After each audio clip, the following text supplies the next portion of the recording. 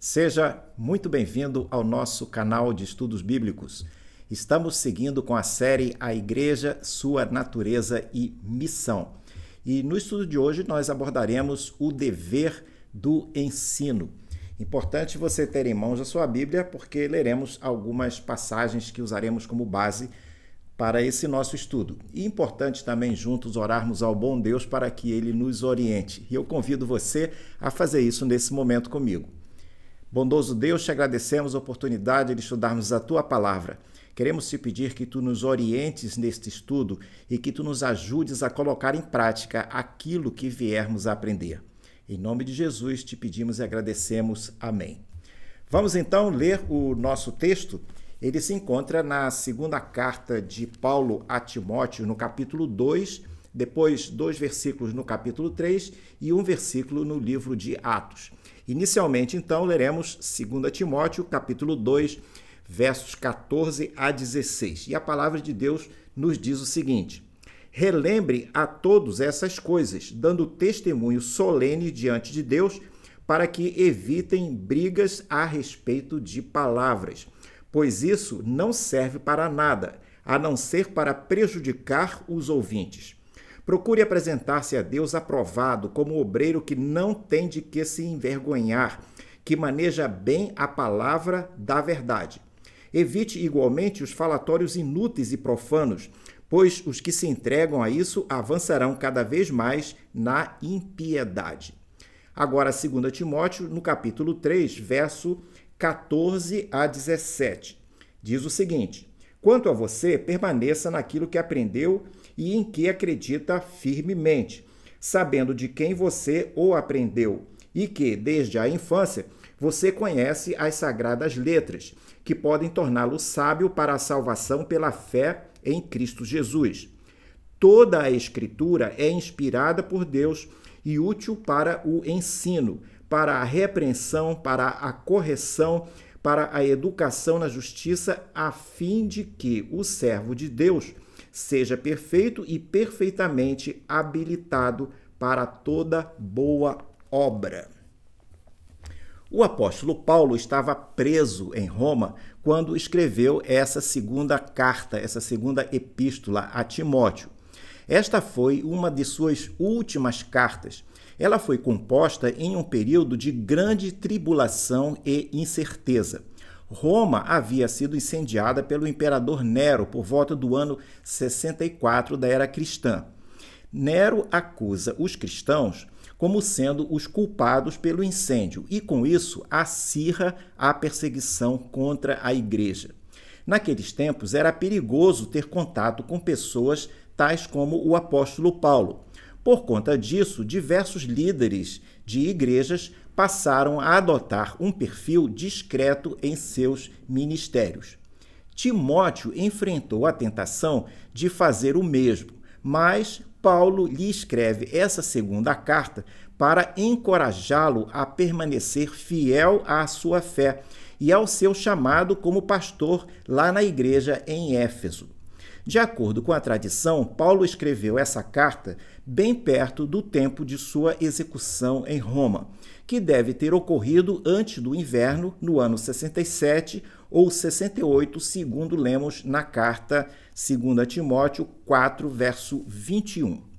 O que nos chama a atenção no contexto do nosso estudo de hoje é que nessa carta, que foi na realidade uma carta de despedida, uma das coisas que Paulo destaca para Timóteo é sobre a importância do ensino da palavra de Deus na igreja. Ele diz lá em 1 Timóteo 2,14, relembre a todos essas coisas. Ele está falando do Evangelho, dando testemunho solene diante de Deus para que evitem brigas a respeito de palavras, pois isso não serve de nada, não serve para nada.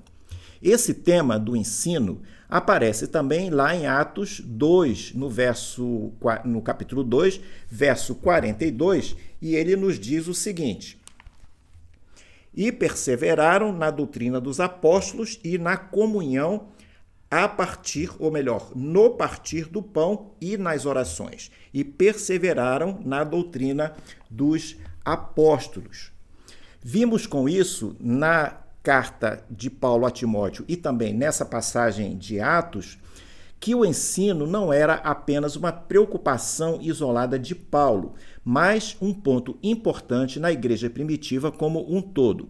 Isso nos ajuda a entender também por que o ensino é tido como um dos pilares da igreja cristã, um dos 5 pilares da igreja, notadamente nas igrejas evangélicas, juntamente com a adoração, a comunhão, a proclamação e o serviço.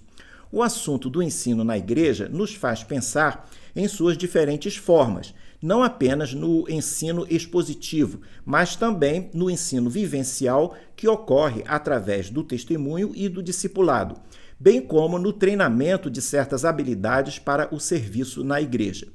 O que acontece em uma igreja local quando esse pilar de ensino não funciona como parte das suas atividades? O que acontece com esse tipo de igreja que não tem o ensino?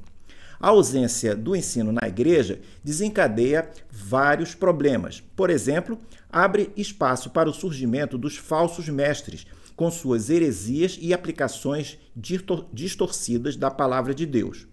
Leva também pessoas a buscarem a Bíblia de forma equivocada, para justificar certas atitudes que, de um modo geral, não são bíblicas. Satanás, por exemplo, usou a Bíblia para tentar Jesus no deserto. As palavras de Paulo em 2 Timóteo 2,16, quando diz: avançarão cada vez mais para a impiedade, essas palavras poderiam ser lidas como avançando cada vez mais, se afastando das coisas de Deus. O ponto aqui é que a Bíblia está longe de ser um instrumento inofensivo. Ela, na realidade, é uma espada afiada que deve ser manuseada com cuidado. No próximo quadro, uma pergunta. Será que é possível usar a Bíblia de forma errada? Nos tempos da era cristã, o uso equivocado da Bíblia tem servido de base para diversas ações nefastas, das quais destacamos: justificativa para a escravidão e para uma suposta supremacia branca, justificativa para genocídio, guerras, intolerâncias fundamentalistas, discriminação e violência, incluindo a morte de pessoas em nome de Deus. Também equívocos e restrições quanto ao papel das mulheres na igreja. O texto de 2 Timóteo mostra pelo menos 3 maneiras impróprias de usar a palavra de Deus. A primeira maneira é usar a Bíblia apenas para conhecimento, mas sem obedecê-la. Uma das estratégias de Satanás é transformar conhecimento em orgulho. Conhecer Deus e sua palavra nos deve tornar humildes e práticos, e não orgulhosos. Humildes por reconhecer Deus como fonte de tudo o que temos e tudo o que somos, incluindo algum conhecimento que venhamos a ter. Práticos no sentido de que a Bíblia nos leva a aplicar aquilo que nós lemos. Em que medida o que estou lendo na Bíblia me ensina sobre Deus e sobre mim? Como posso aplicar a Bíblia em meu cotidiano? O que Deus deseja de mim? O que eu preciso mudar para responder melhor ao que Ele pretende para a minha vida? Paulo chama a atenção dos que gostam mais de debates teológicos do que obedecer a Deus. O propósito primário da Bíblia é transformar vidas e não alimentar ou aumentar o conhecimento. Há pessoas que se interessam muito mais pelos pontos obscuros da doutrina, perguntas difíceis e mistérios, do que crescer espiritualmente, aplicando as Escrituras de forma prática à própria vida, buscando obedecer e encontrar e obedecer à vontade de Deus. Portanto, usar a Bíblia apenas como conhecimento é usá-la inadequadamente.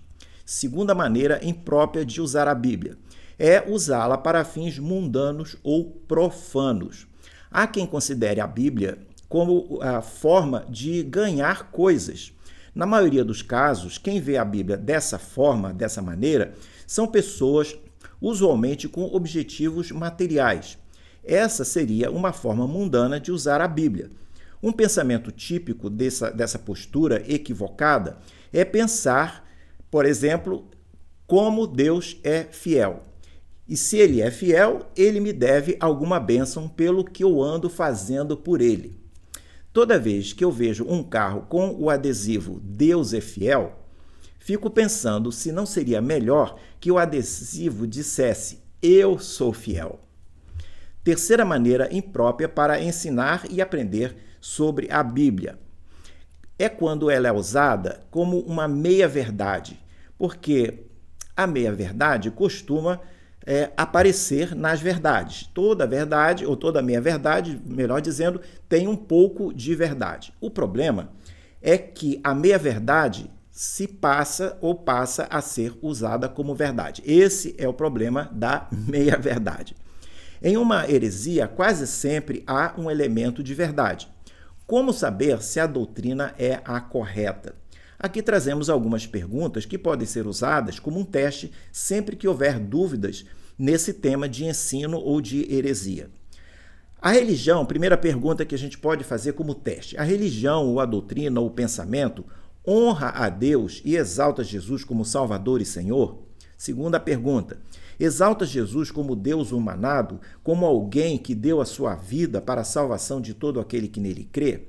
Terceira pergunta de teste, que podemos dizer assim. Faz essa doutrina ou esse ensino, faz com que a pessoa se sinta necessitada da salvação e queira se colocar aos pés da cruz de Cristo, renunciando à sua autossuficiência? E uma quarta pergunta nesse bloco de testes é: essa doutrina promove a santidade, isto é, a pessoa se sente motivada a se apartar das coisas ruins da sociedade e de outras doutrinas conflitantes? No próximo quadro, nós vemos 4 formas de ensinar e aprender sobre a Bíblia. A primeira forma é que a Bíblia promove crescimento, mas requer abordagem apropriada. A vida nos ensina que ter motivação é a chave para o aprendizado de diversas coisas. Interessante observar, por exemplo, que no início de um voo de avião, quase ninguém presta atenção às instruções de segurança da tripulação. Muitos até se mantêm atentos, mas ficam torcendo para o apresentador ou a apresentadora acabar a instrução logo. Será que agiriam assim, de forma desmotivada, se a instrução estivesse sendo dada em pleno voo, mas durante uma emergência, como, por exemplo, uma perda de pressurização da aeronave, com todos precisando correr para usar as máscaras de oxigênio que ficam disponíveis a bordo? Qual é a sua motivação para ler a Bíblia?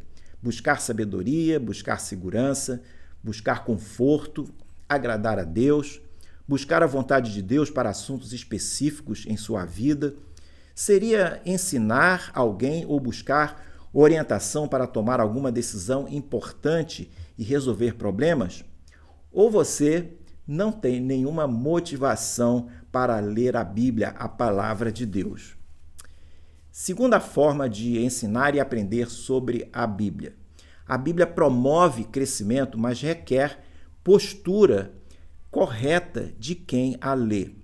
Devo ler a palavra de Deus não para confrontar o que penso de mim mesmo ou o que acho sobre isso ou sobre aquilo, mas para buscar o que Deus pensa sobre mim, saber o que Ele quer que eu faça.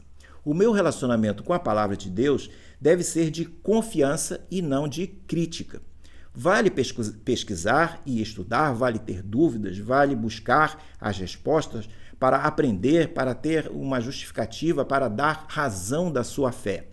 Mas não vale buscar ler a Bíblia assumindo que você já tem as suas respostas e está procurando apenas as perguntas. Terceira forma, a Bíblia promove crescimento, mas requer habilidade em seu uso. Como você se sentiria contratando um marceneiro que não soubesse usar as ferramentas da marcenaria? A Bíblia pode ser vista como nossa caixa de ferramentas para a vida. Precisamos saber manejá-las com habilidade. O uso da ferramenta, o uso de ferramentas em geral, requer cuidado. E eu diria também, nesse caso, requer honestidade para aplicá-las. Não vale cada um usar a ferramenta de qualquer maneira. Um versículo, por exemplo, ele não pode ter leituras com mensagens conflitantes e opostas. É fato que um versículo poderá ter diferentes significados e aplicações para pessoas diferentes, ou para a mesma pessoa em tempos diferentes, mas as aplicações nunca serão conflitantes. Quarta forma, a Bíblia promove crescimento, mas requer fundamento apropriado. Como podemos ter certeza de que estamos alinhados com a vontade de Deus ou com o que Deus pretende para nós? Uma primeira forma é se encontrarmos progressos em nossa vida espiritual. Outra forma é se percebermos Deus atuando em nossos assuntos. Uma terceira forma é se estivermos buscando nos afastar das injustiças. Lá em 2 Timóteo, capítulo 2:19, nós lemos: afaste-se da justiça todo aquele que professa o nome do Senhor. A presença de Deus em nossa vida nos ajudará a termos o devido fundamento para ler a palavra. No próximo e último quadro, chegamos à nossa conclusão com 5 razões, na realidade, 5 perguntas e respostas, 5 razões para a igreja ensinar a palavra de Deus. A primeira razão é que a igreja deve ensinar a Bíblia porque ela é inspirada por Deus. A própria Bíblia nos fala sobre isso quando afirma na leitura que fizemos em 2 Timóteo 3:16-17, quando ela diz a palavra: toda a escritura é inspirada por Deus, útil para o ensino, para a repreensão, para a correção, para a educação na justiça, a fim de que o servo de Deus seja perfeito e perfeitamente habilitado para toda boa obra. Pelo fato dela ser inspirada por Deus, ela é útil para o ensino. E o resultado do ensino das Escrituras é que os crentes podem ser habilitados para toda boa obra. Segunda razão para a igreja ensinar a Bíblia. A igreja deve ensinar a Bíblia porque é a palavra autorizada de Deus. Quando consideramos o que a Bíblia diz, levando em conta a interpretação correta, poderemos falar com autoridade, autoridade dada por Deus. Quando vamos além do que a Bíblia diz ou fazemos uma interpretação de maneira equivocada, mesmo que seja um bom conselho, estaremos falando por nossa conta. Terceira razão para ensinar a Bíblia. A igreja deve ensinar a Bíblia porque ela é suficiente. A Bíblia é suficiente. Como a Bíblia vem de Deus e comunica a sua autoridade, ela é exclusivamente suficiente para suprir seus propósitos. Qualquer coisa de significado eterno que resulte de nosso ensino ou pregação acontece por conta do poder da palavra de Deus, não por causa dos nossos comentários ou dos nossos argumentos sobre a palavra de Deus. A Bíblia não nos ensina como trocar pneu de carro, mas nos ensina tudo o que é relevante para sermos cristãos fiéis, salvos em Cristo Jesus. E nos ensina também como contribuirmos com nossas ações para que o nosso mundo seja melhor. Algumas igrejas hoje minam e negam a suficiência das Escrituras, relegando a Bíblia a um segundo plano. Seja no culto, seja em atividades de ensino, há igrejas que não promovem estudos bíblicos de forma sistemática, como fazemos, por exemplo, na nossa escola bíblica dominical. Uma congregação que não conhece a palavra de Deus poderá comprometer o culto, pois terá dificuldades em adorar a Deus em espírito e em verdade. A quarta razão é que a igreja deve ensinar a Bíblia para fazer discípulos de Jesus. Jesus nos ordenou a fazer discípulos e não apenas convertidos, pois há uma diferença entre uma coisa e outra. Discípulos, no contexto do Novo Testamento, são feitos quando a palavra de Deus é ensinada. Este é um requisito para cumprir a grande missão de Mateus 28:20, aquela que Jesus disse aos seus discípulos: ide por todo o mundo, pregai o evangelho a toda criatura. Quinta e última razão. A igreja deve ensinar a Bíblia para poder perseverar na doutrina dos apóstolos. As igrejas estão cheias de pessoas que sabem ler, mas muitas não entendem o que leem na Bíblia, ou sequer se dispõem a lê-la, ou não sabem por onde começar e por isso desanimam e ficam paralisados. Há quem chame isso de analfabetismo bíblico. Pode-se admitir pessoas assim na sociedade secular, mas não na igreja. Por outro lado, não devemos nos surpreender com a falta de conhecimento bíblico dos cristãos quando as igrejas às quais eles frequentam deixam de lado o ensino bíblico. No início do cristianismo, o ensino estava no centro da vida da igreja primitiva. Que assim seja hoje em nossas igrejas. Ficamos hoje por aqui, espero que você tenha gostado do nosso estudo. Se gostou, lembre de falar dele para os seus amigos, de enviar o link para que eles também possam nos acompanhar. No próximo quadro, você vê o panorama dos nossos estudos. Estamos chegando ao final dessa série sobre a Igreja de Cristo, sua natureza e missão. Deixo com você um grande abraço e espero vê-lo numa próxima oportunidade. Até lá!